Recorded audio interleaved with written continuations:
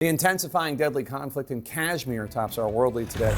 Today, explosions and a total blackout in Jammu, an Indian-administered city in the hotly contested Himalayan region, while officials in Pakistan claim the military shot down Indian drones across the country and killed dozens of Indian soldiers near the line of control. This afternoon, Vice President Vance weighed in. Take a listen. India has its gripes with Pakistan. Pakistan has responded to India. What we can do is try to encourage these folks to de-escalate a little bit, but we're not going to get involved in the middle of a war that's fundamentally none of our business. We're going to cover this now from India and from Pakistan. CNN's Nick Robertson is in Islamabad, Pakistan. CNN's Matthew Chance is in New Delhi. Nick, you visited the line of control recently. You hiked into Kashmir. What is the situation on the ground right now? Yeah, right now along that line of control, there's intense shelling. People are beginning to flee the border area, an exodus, as some of the locals there are describing it. So that's pretty hot, pretty active. J.D. Vance describing it as a war. That's going to sound right to those people here. In the rest of Pakistan, 29 drones over the past 24 hours came over from India. They went to Karachi in the south.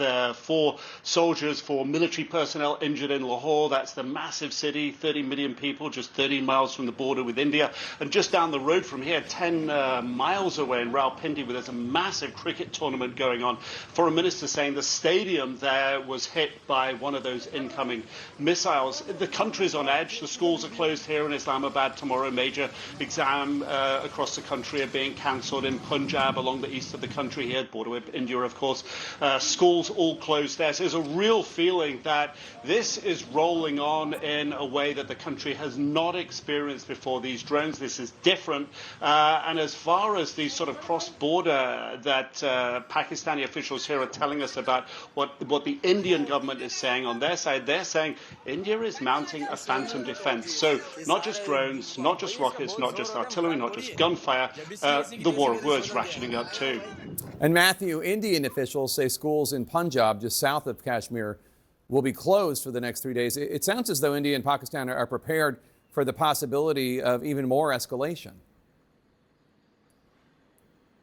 Yeah, it does sound like that. You're right. Schools in Punjab are going to be closed for the next few days, as are schools in Indian-administered Kashmir and universities as well.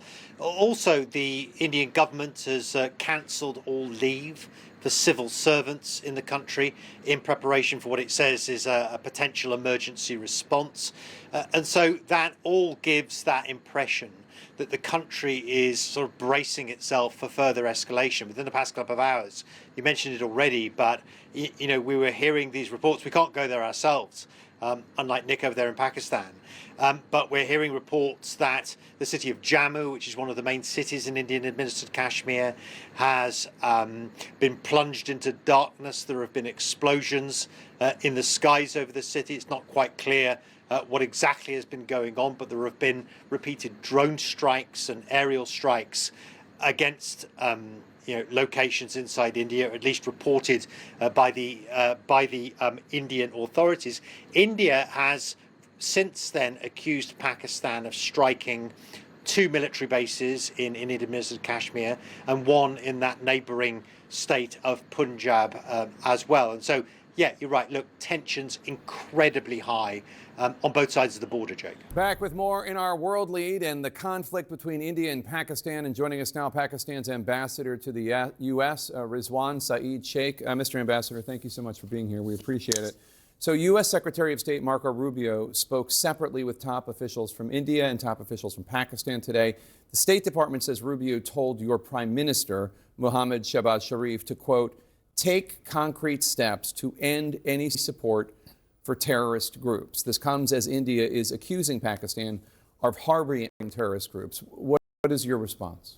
Well, in this heavily securitized history of this region, where the two countries have actually fought 3 wars, and the history has expressed itself in a security idiom, you know, presumptuous pretexts like the Pahalgam attack having taken place from Pakistan without a shred of evidence, I think is preposterous. And nobody in this situation, in this region, which has a nuclear capability, wants to set a template of going for attacks, aggression, provocative aggression that has been taking place over past 48 hours, actually more, started by India, escalated by India. It's the third night.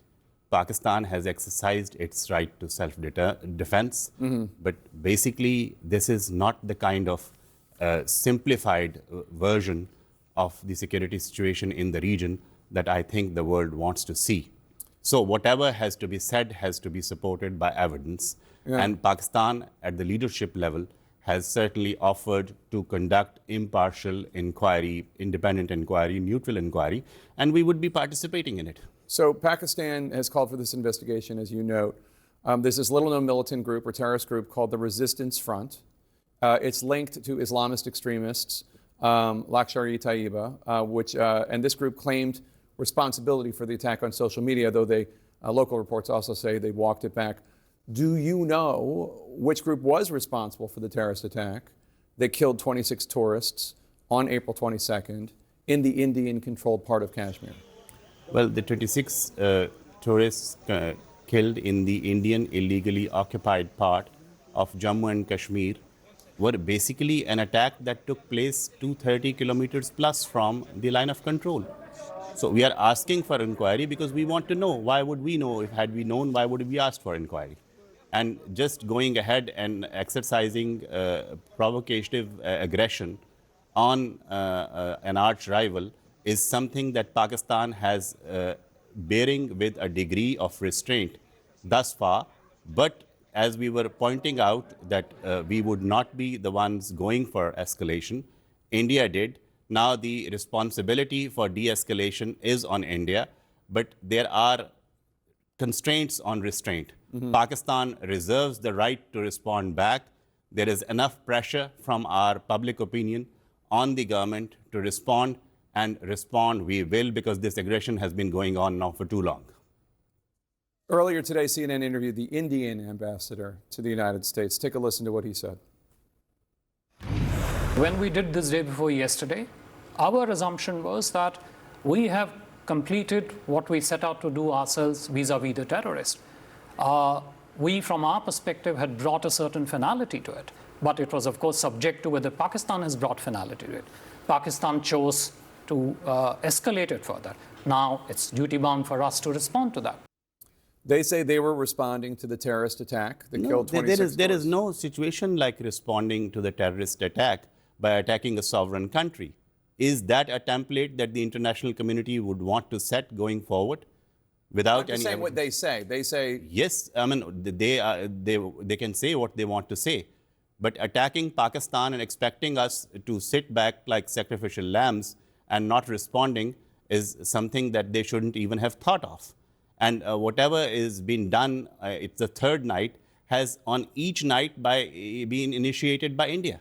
And Pakistan has only been responding in self-defense. Our civilians have been killed, 30 plus civilians, 57 plus casualties. What kind of terrorist infrastructure they were attacking? Civilian lives have been lost. Why did they attack a cricket field? Where is the terrorist infrastructure expected in a cricket field? Is there any conversation going on at all between India and Pakistan right now? I think there have been contacts at the level of NSAs, but then this escalation, both in terms of the actions that have been taken and in terms of the rhetoric that is coming out, has to stop.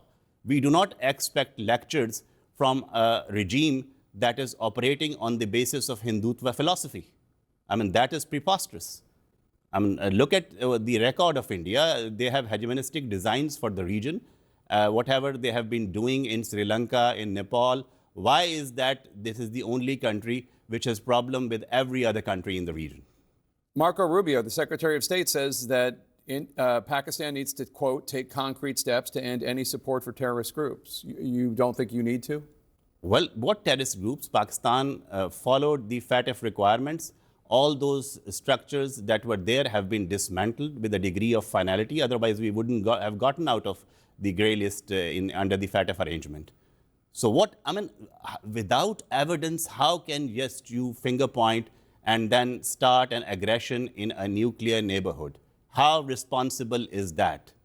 I mean, and what kind of precedent we are setting in this kind of a neighborhood situation? Pakistan's ambassador to the United States, Rizwan Saeed Sheikh, we appreciate you coming here and taking our questions. Thank you so much, sir. Thank you.